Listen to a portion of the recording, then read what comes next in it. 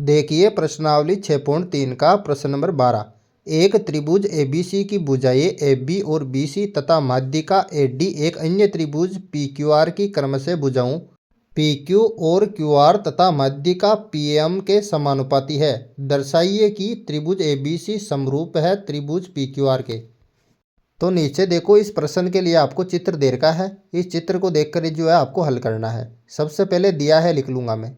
देखो दिया हुआ क्या है आपको, AB बटावा PQ बराबर BC बटावा QR और बराबर AD बटावा यहाँ पर जो है PM यहाँ पर दे रखा है। ठीक है, यानी कि पहले त्रिभुज की जो AB BC और माध्यिका AD जो है दूसरे त्रिभुज की भुजा PQ QR और माध्यिका PM के समानुपाती है। तो जो प्रश्न में दे रखा था वो लिख लिया। अब सिद्ध क्या करना है, सिद्ध आपको करना है त्रिभुज ABC समरूप है त्रिभुज PQR के। ये जो है आपको सिद्ध करके बताना है। ठीक है, तो मैं लिखूंगा यहाँ पर नीचे उपपत्ति। देखो सबसे पहले जो दिया हुआ है वही लिखेंगे, AB बटावा PQ बराबर BC बटावा QR बराबर AD बटावा यहाँ पर आ जाएगा PM। ये जो है आपको दे रखा है। ठीक है, प्रश्न के अंदर। अब देखो मैं आगे हल कर लेता हूँ इसको। AB बटा PQ की जगह AB बटा PQ लिखो। ठीक है, बराबर अब यहाँ पर देखो BC बटा QR को क्या लिख सकता हूँ।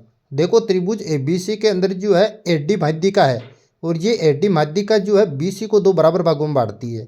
और त्रिभुज PQR के अंदर जो है PM माध्यिका है और ये जो माध्यिका है QR को दो बराबर भागों में बांटती है। तो मैं लिख लेता हूँ ऊपर देखो, यहाँ पर जो है BD बराबर हो जाएगा DC के।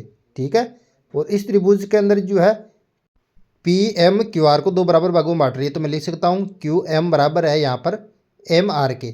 ठीक है, इस प्रकार से मैं लिख सकता हूँ। ठीक है, अब देखो इस त्रिभुज के अंदर BC को क्या लिख सकता हूँ मैं, BC बराबर हो जाएगा यहाँ पर, यानी कि BD और DC को मैं जोड़ दूंगा तो मेरे पास BC प्राप्त हो जाएगी।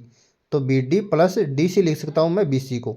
ठीक है ना, अब लिखूंगा देखो BC बराबर BD की जगह BD लिखूंगा और प्लस, अब देखो DC जो है BD के बराबर ही है तो DC को BD लिख सकता हूँ मैं। ठीक है ना, तो यहाँ पर जो है DC को लिख दूंगा BD। अब देखो BC की जगह यहाँ पर नीचे BC उतारो, बराबर का चिन्ह। अब देखो BD और BD कितने हो गए, 2 BD हो गए यहाँ पर, तो BC बराबर आ जाएगा 2 BD। ठीक है, और इसी प्रकार इसी त्रिभुज के अंदर हम करेंगे तो इसी प्रकार लिखूंगा यहाँ पर। और यहाँ पर देखो QR को क्या लिख सकता हूँ मैं, इसी प्रकार QR को भी मैं QR बराबर 2 QM लिख सकता हूँ। ठीक है ना, तो यहाँ पर देखो BC को जो है मैं लिखूंगा यहाँ पर 2 BD।